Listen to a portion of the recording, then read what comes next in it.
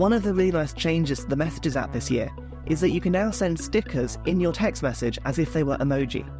So what I mean by that is, if I add an emoji to this message as normal, you're all aware of how it's going to show up. It's going to show up the same size as the text, and I can type before and after that. In the past, if you sent a sticker, it would appear full screen, almost like a picture message that you're sending.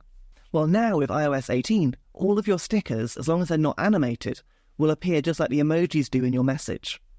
So that means that I can add a personal reply to this message, perhaps that Memoji with me having a little party, a little celebration there, and then I can add a normal emoji as well, and they appear side by side, just like they always should have done in my opinion. And in the past, if you wanted to send just a single or maybe a couple of emoji as a message by itself, those emoji would typically appear bigger on the screen, a little bit like a picture.